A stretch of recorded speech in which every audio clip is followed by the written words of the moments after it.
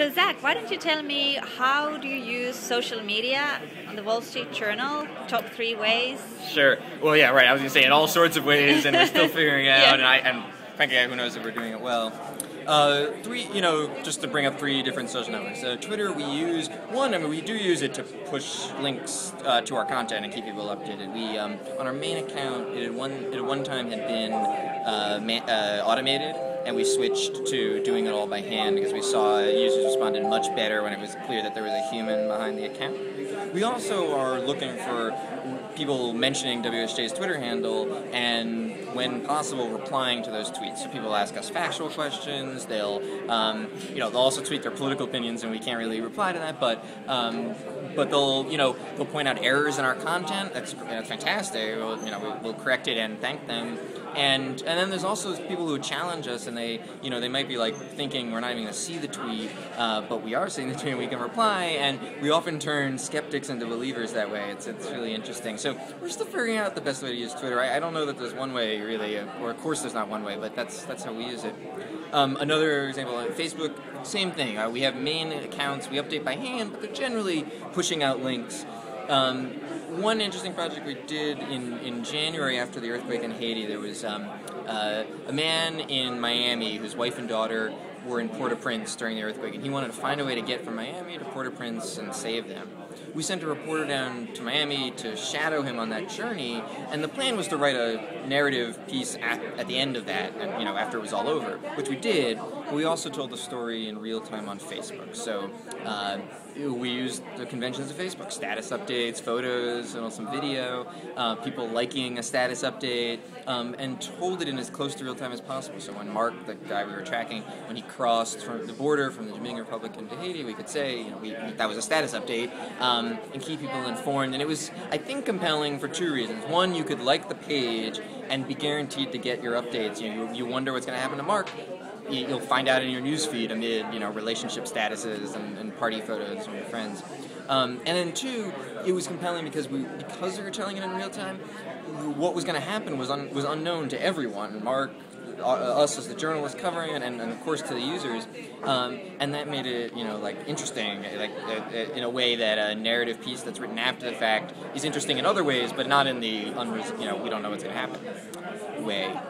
Finally, Foursquare is another platform we've done a lot with. This is all experimental, but this was even more so an experiment. When we launched the Greater New York section at the Wall Street Journal, which is our big foray into local news coverage in New York, we also launched a bunch of initiatives on Foursquare. Some badges. We also started leaving tips that were based on some on our restaurant reviews. So you go to a restaurant, would suggest something to order when you check in there.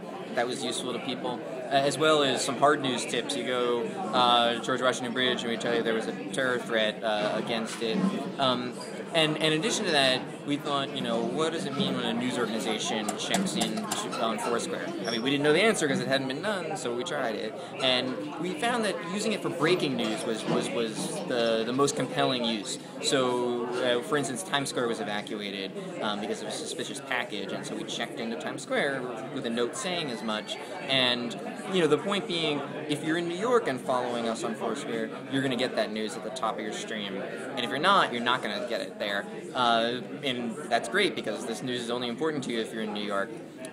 People really seem to respond well to that, and then over time started to check in with us, which was very cool. And we don't know what to do with that exactly, but it was a nice sign that the people were participating in these news events with us. So we want to try some more function. I think with some of these, with the Facebook and Foursquare example, the theme that's sort of threaded through that is using these products that were not built at all for news delivery or storytelling, but trying to use them for that anyway, sort of despite that fact.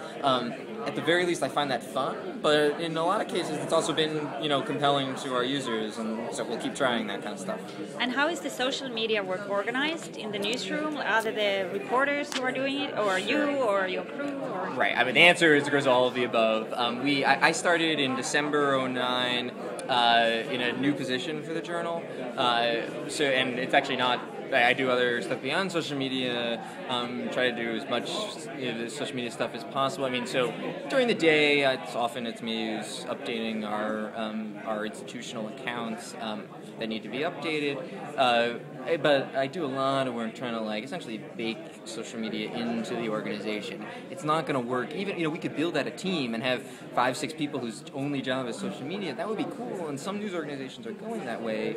But to me, that wouldn't be as good as every the best case would be every reporter is thinking about it him or herself and generating how can I tell this story in social media. And I wouldn't say we're anywhere near that yet, but we're getting there. I think a lot more people are, when they're doing their coverage plans. I mean, for instance, the election coming up on Tuesday in the U.S. is a big opportunity for us. And from day one, when people were starting to plan that, and that's not, I'm involved a little, somewhat, but it's not my job.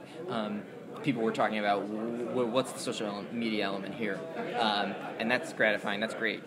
We need more of that, and I'm sure we will.